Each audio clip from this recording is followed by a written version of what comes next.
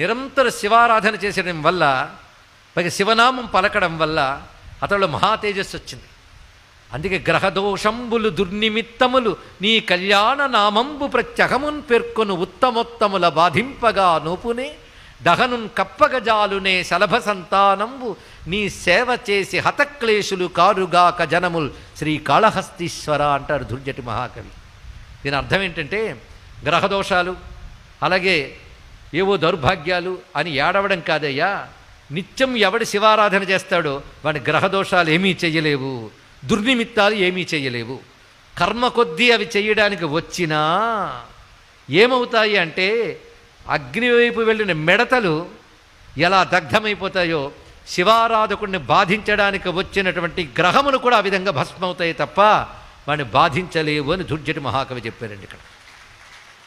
అంతేకాదు, అలాంటి వాడి మీద ప్రతికూలాలు